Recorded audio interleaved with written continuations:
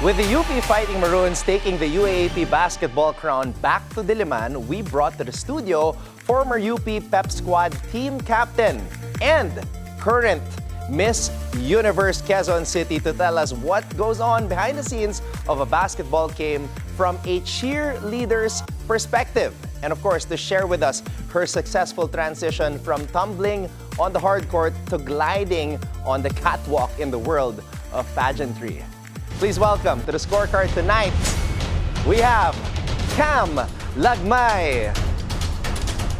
Oh, Whoa! there we go. Hello, Cam. Hello, Anton. It's nice to see you. It's great to see you. You look amazing. Thank you. Thank you for coming here on the show. Have a seat. So, Miss Universe Quezon City. You've come a long way from the first time we met working together, covering the PVL, me being an anchor and you as courtside reporter. Of course, during those days, you were also a cheerleader for UP. So how have things been? I mean, it seems like a huge transformation. Yes, absolutely. It has been a huge transformation from being the captain of the UP Pep Squad, the national team, and now Miss Universe Philippines Quezon City. It's been a wonderful journey for me, but I think this journey has only just begun, actually. It's just the start of an amazing journey.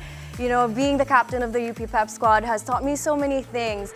Leadership first and foremost, and being able to command a team, and at the same time, being a humble member of a team as well. It taught me the values of discipline, of determination, really taking your journey one step at a time, quite literally, right? And bringing that to the Miss Universe stage just allowed me to become the fullest expression of myself, the woman that I am today. And all the lessons and all the learnings, I bring them with me. And I think, like what I said earlier, this is only the beginning.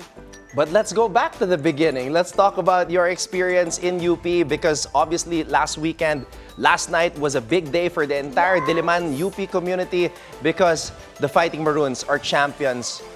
Once again, where were you tuning into the game, and how did you feel? What kind of impact does this win by UP have sa buong UP community, really? Wow, oh my gosh. First of all, congratulations to the whole UP community and the UP Fighting Maroons. This definitely means a lot to the UP community. You know, I was a cheerleader back then, and at the time, we were at the bottom, the very bottom. And when we got that first win, we actually had a whole bonfire to celebrate in UP Diliman. So now that, you know, we have the championship, it's with us right now. I'm sure the whole UP community is just so proud. This whole UP community all over the world, it just brings them together. I mean, that's what sports does. It brings people together. It makes people happy just to see the hard work, the determination, all the sacrifices that are put into this sport. And again, these kids are going to carry this energy wherever they are, wherever they go in the future, which has done the same for me in my journey. And we're seeing some of the videos from last night.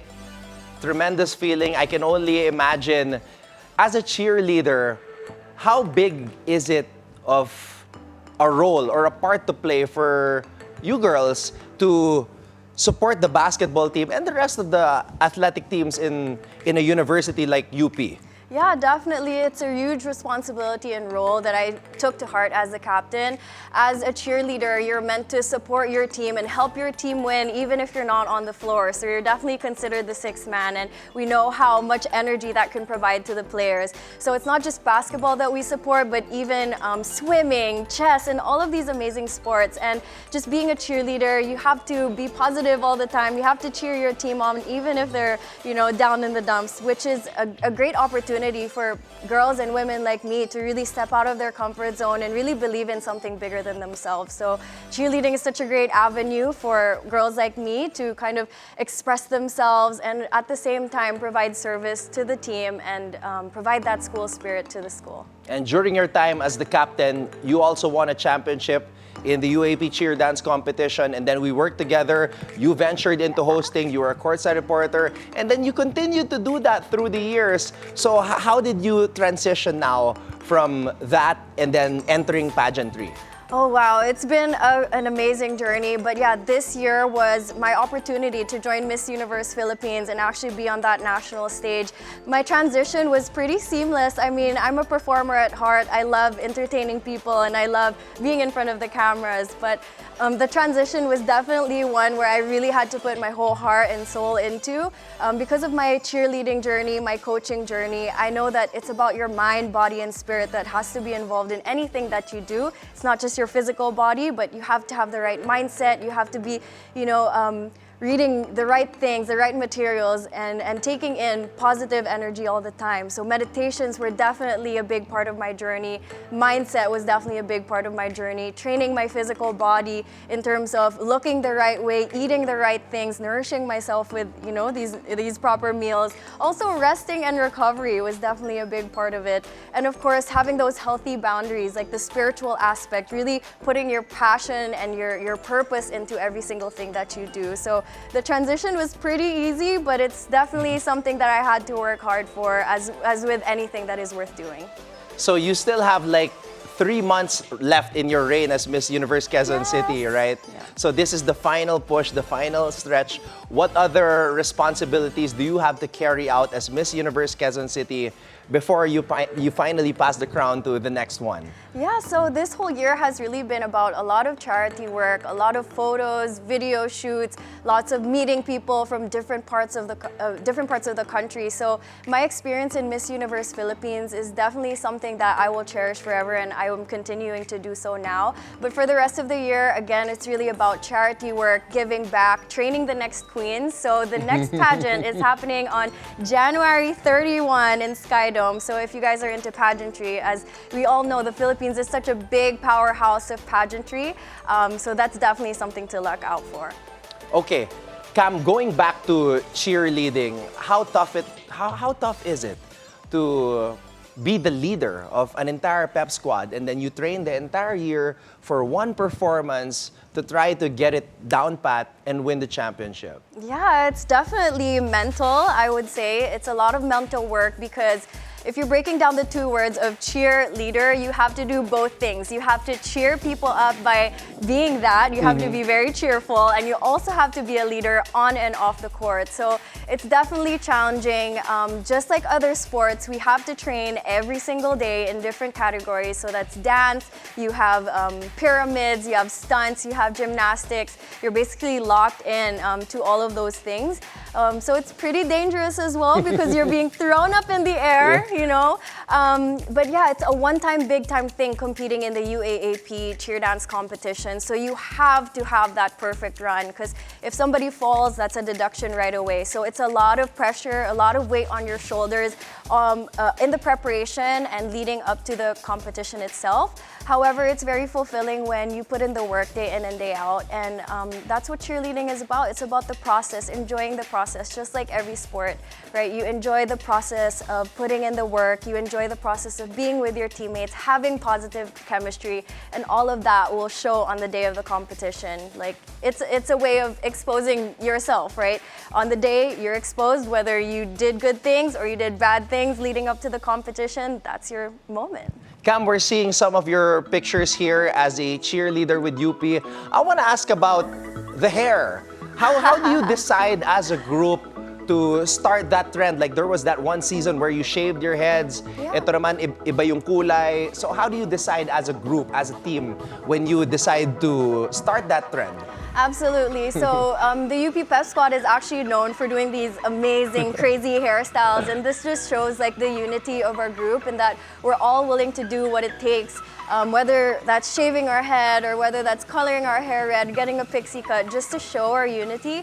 So for example, we did shave our heads in 2012. Oh my gosh, these pictures like bring back so many memories.